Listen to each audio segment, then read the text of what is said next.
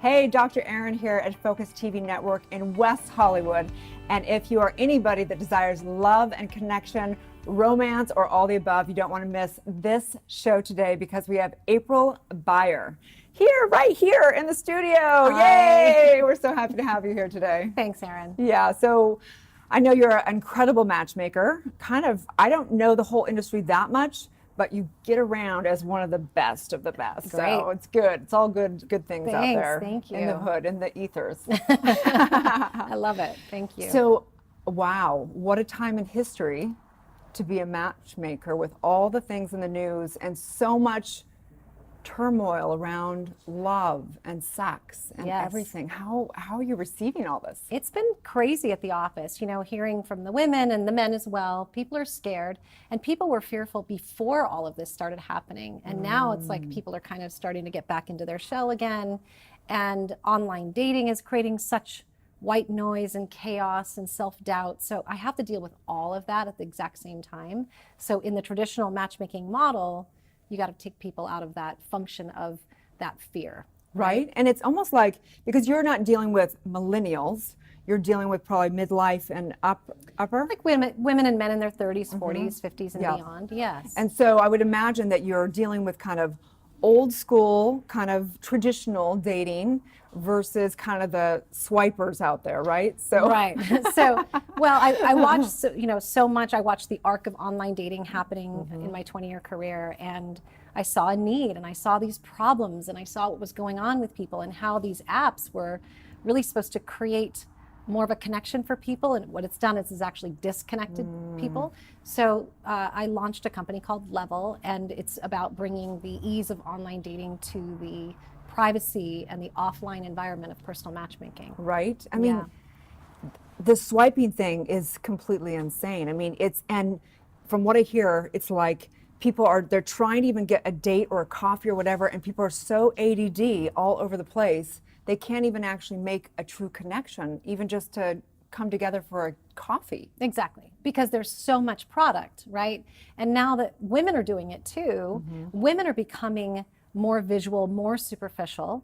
And, there was a time when we used all of our senses, right? We met a guy and we used it the way, he made us feel and how he sounded to us and the way he touched our hand. And now women are swiping based on an image, a very flat, one-dimensional image. And that's cheating us as women out of what we're so good at, which is using all of those senses to know someone.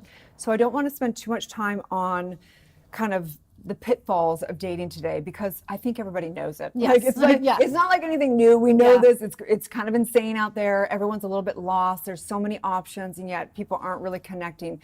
And I truly feel that even if you are married, even if you are in a relationship, you're always courting your partner anyway. You're always having the same things as communication skills and upsets and making up and all that fun stuff. So I want to make sure that we get to the best information that you have, because you're an expert and master in officially matchmaking. So I want to know, someone comes to you, they're like, okay, whether it be a man or a woman, I want to know, what is it that you do? Like, how do you go, okay, so this is the game plan, or how does this work for people? What I normally do is create a strategy. So if I'm sitting down with a woman or a man, I've got to know background. I have to know family environment, how they grew up, what their values are. And what's fascinating to me is not that many people know what their values are. They kind of know what I call their high-level values, but their day-to-day values. So one of the questions I begin with is, where do you spend your extra time, money, energy, and resources? So like it or not, my time and energy is going into my family, my husband, my dogs, my business. Gucci shoes? No, actually not. I'm joking. I wish.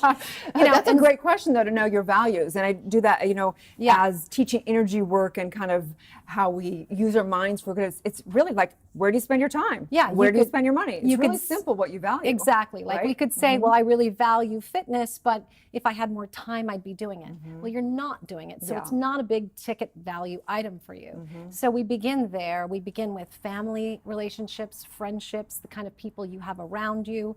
What do you love about your friends? What do your friends love about you? And then during that interview, I'm able to distill and refine and figure out what that person's values are, even if they don't really know themselves. It's really and good. That's where I go. So I'm always about inside out. So I figure out like what's under the hood, do these two people need each other? Can this other person celebrate the other person's good points? Are they in their dating blind spots? So it really does feel like this 2-hour long strategy session of where to go. And then we have to marry that obviously with, physical chemistry, Right. physical wants, because that's a big part, right? No one should ever have to settle, but I don't think you're settling unless you are completely divorcing yourself from your values and your Right. morals and your principles. So I have a question for you from consciousness, because as a doctor of divinity, I know that beliefs, oftentimes will have a new relationship, but it's playing out kind of the same theme of people's lives. So I know as a matchmaker, I'm sure you're hoping and holding the potential for the highest, greatest love for somebody. And yet at the same time, you kind of have to be realistic. Like, what are their patterns in relationship? What are their limiting beliefs? What's holding them back? Yes. Do you deal with that at all? And how do you deal with that? All day, every day. Yeah.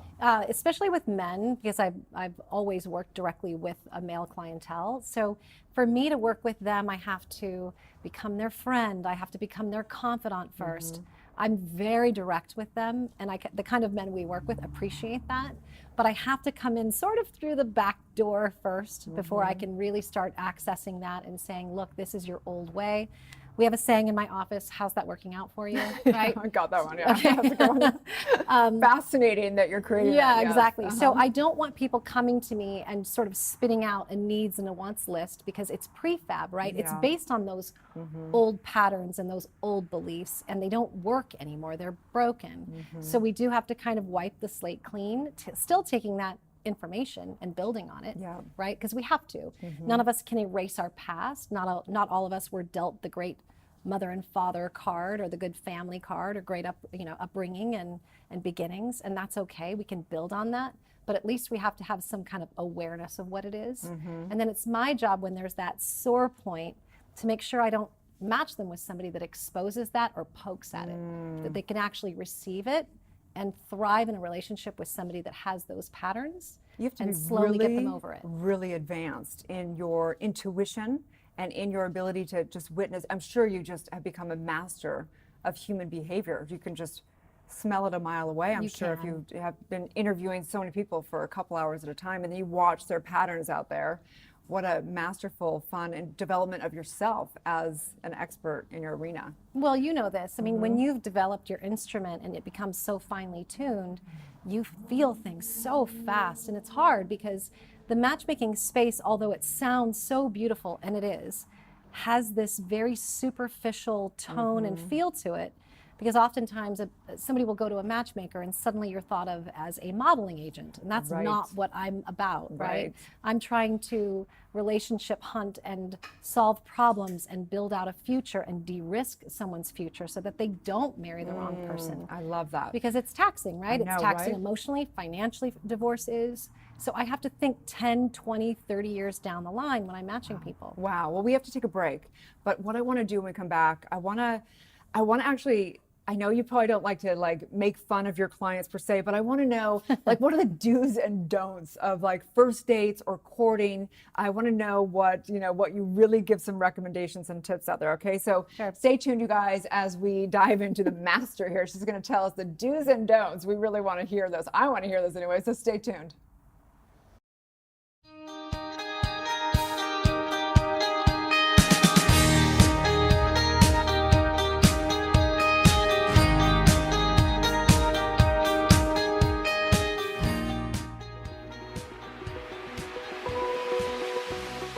Dr. Erin here, Doctor of Divinity, teaching universal laws and spiritual truth. And I am thrilled to announce the new show on Focus Television right here in West Hollywood, Los Angeles, California.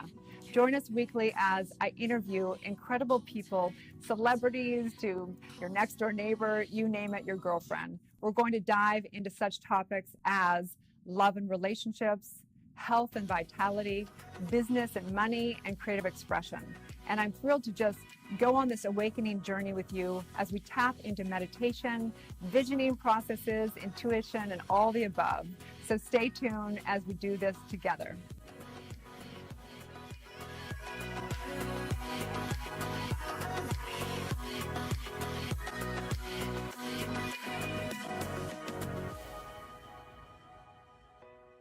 Hi there. I hope that you're enjoying this great conversation. I'm here at Focus TV Network in West Hollywood, America's first streaming video talk network. And I want to hear your story. We would like to showcase your story about consciousness, awakening, and spirituality. So you can reach out to me at below. You'll see right here my email and all of our contact information. We want you. Now back to the show. And we're back with April Beyer, Matchmaker Extraordinary. Right here, we are talking about the do's and don'ts of dating, like first dates. I mean, you have a sophisticated group, but we want to hear the do's and don'ts. Well, even with a sophisticated group, people still make mistakes, right? Insecurities come up on a first date, so there's a tendency for men especially, and women too, to talk about what they've accomplished and what they've done. There's a tendency to talk about people that aren't at the table. So if I'm meeting you for the first time and I'm talking about somebody in my family or somebody from my past, I'm now having you assimilate and distill and basically be able to process all of this information, not only about me, but about this other person that you're maybe never going to know in a million years.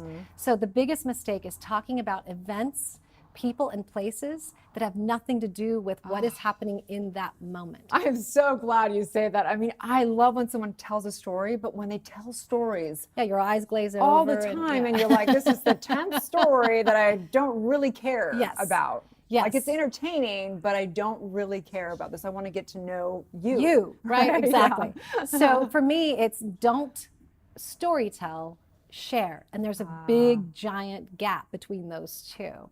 And communication is audience-based. If you see the person that's sitting across from you starting to vaguely slip away, you're gonna have to change and say, oh my gosh, I'm so sorry. I'm talking a lot about this person that you're probably never gonna know in when they start falling asleep and they start falling over, you're like, I think I should maybe not tell so many stories. Right. And for men, I think they love to ask a woman, especially if they meet a woman that's beautiful and accomplished and she seems like such a catch. Their number one question is, why are you still single? Now, it's a compliment. It's actually threaded in something really beautiful. But as a woman who is still single is receiving that information, and instantly she's insecure and she feels put down by this. So it's better to say, I can't believe I'm so lucky to have met you. You're still available. Wow, lucky me. That's great advice. I love that. Yes. Did you hear that, you guys?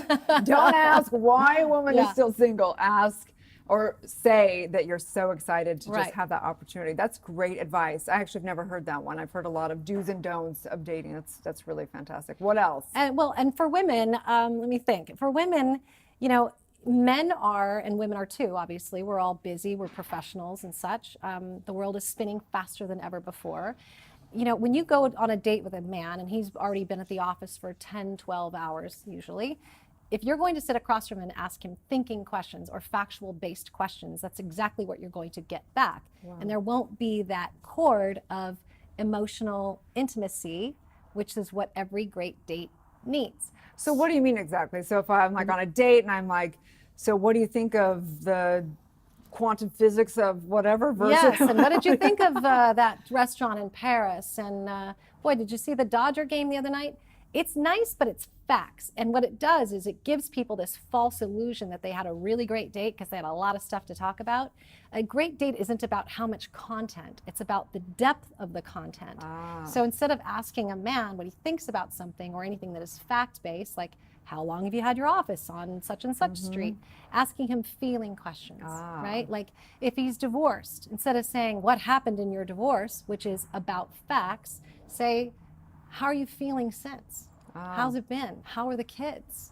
Oh, nice. Right? Beautiful. Well, my father died last year. How have you been since dad died? What did your dad mean to you when you were growing up? Suddenly that man, and a woman too, is having this emotional experience. And guess what? Even if that woman or that man is not the physical ideal, that other person is waking up the next morning and going, gosh, I'm thinking about this person and I don't know why. Wow, yeah. It's because they had an experience, They which had is an experience. what's missing on most dates. People think it's about fun and flirting and casual, light, hipster conversation, which it can be, and that can be really fun.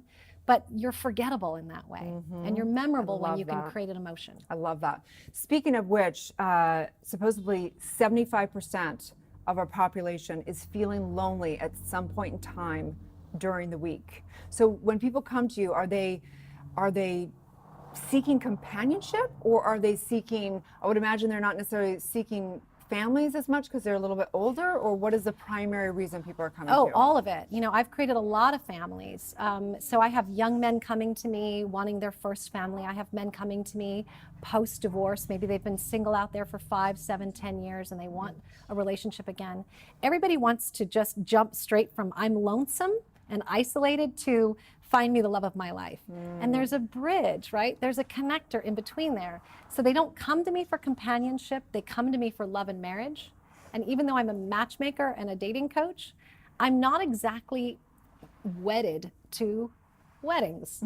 I'm more interested and compelled and fascinated by how can I help people find themselves first and then find connection and collaboration with someone else, regardless of the outcome of that relationship. So it could be a 5-minute relationship.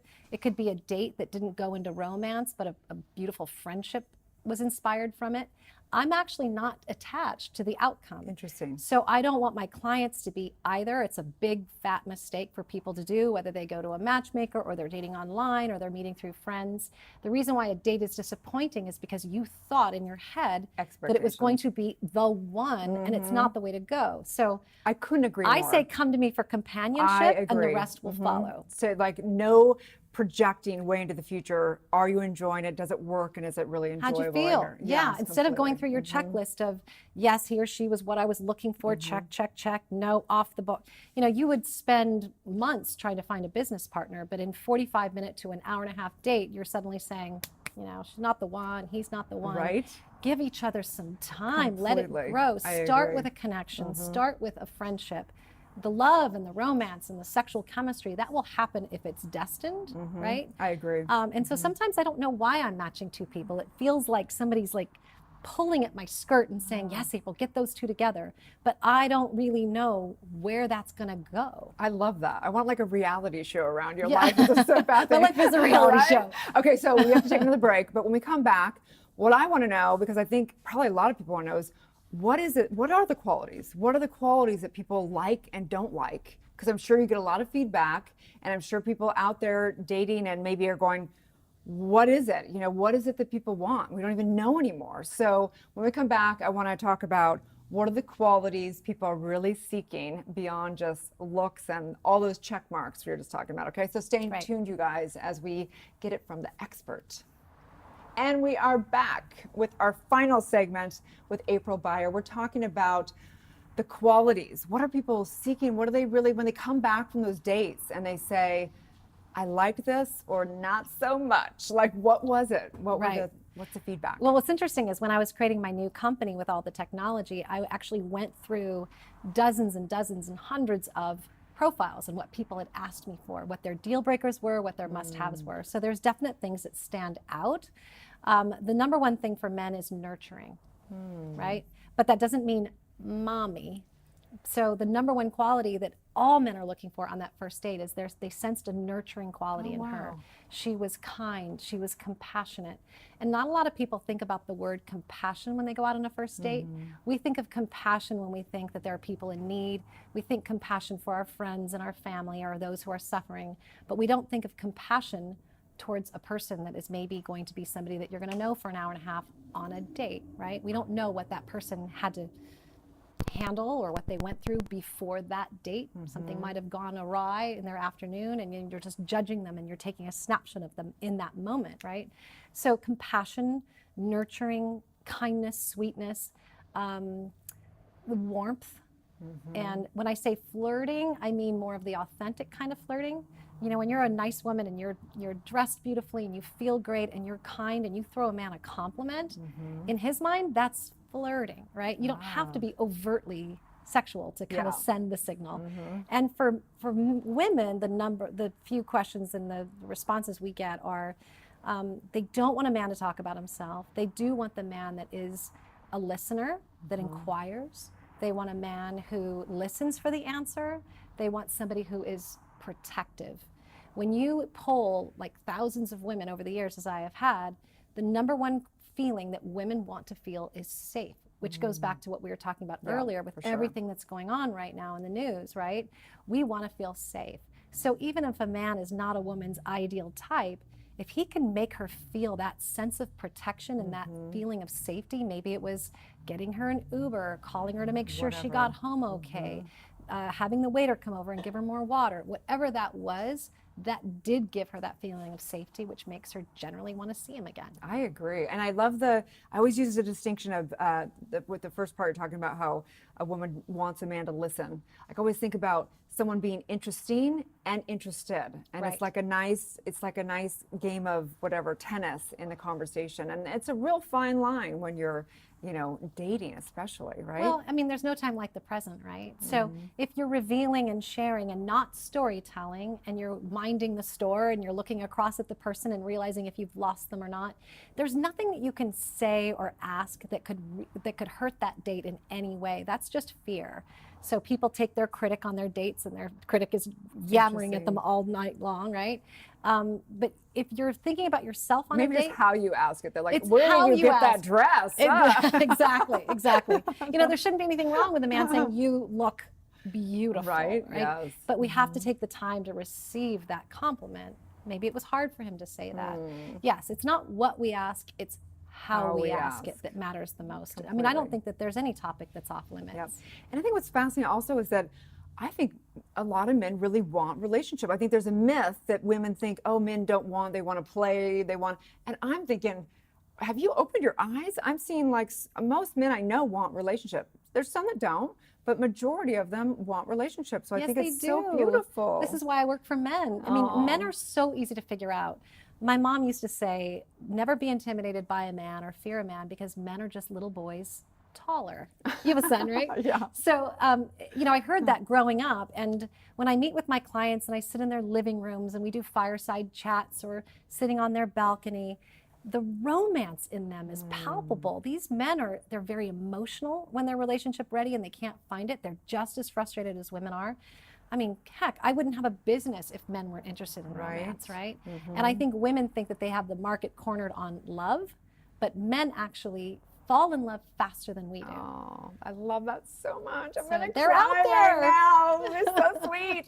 And I just think also it's like some people go, that's weird to pay for matchmaking. I'm thinking, no, it's not. Like, this is a valuable aspect of your life. And I'm sure that there's people that they invest in their companies, they invest in all this stuff. Why would they not invest? Well, in why this? would, I have headhunters for people in my organization, right? So it's about, we're not trained how to qualify people. And when we are, it's very visible and off-putting on a date. So I think people think that matchmaking is paying for the person. It's not. You're paying for the expertise and the resourcing and the network and the data and the science behind what we do that can get you to where you want to be faster in a much more expeditious and safer and more rewarding way, right? Why not take the shortcut? Yeah. Okay, so how can people find you? Because I'm sold. Like, you have this presence about you that I would feel like so safe with you. You have this real expertise, very gentle, very loving, and I'm sure so many people just probably love that, coming in a safe, it's a vulnerable place to come to that, right? Vulnerable, So how do people find you? They can find us at levelconnections.com or at aprilbeyer.com. And this is new. You had Yes, I've been a matchmaker, a traditional personal matchmaker for 20 years, and then I basically kind of wanted to disrupt the dating industry, and I created Level to solve the problems of online dating, but also bring personal matchmaking to more people. Great. So you brought more technology into it and the personal. Yes, in an offline, safe environment. Great, yes. awesome. Oh, I'm so excited, and thank I just keep talking for like 2 hours, so we're gonna have to do another one. interview. So So anyway, you guys, so check her out, look her up. I would really consider this. I think that there's certain types of people that are really meant for matchmaking, and if you're gonna go that route, this is an incredible woman. Thank you so much for your time. I really appreciate it, and I think it's so great. Your work is so beautiful. Thank you. We want people to love each other. We want this. Thanks, you guys. Take care. Have a divine day, and may you live your truth.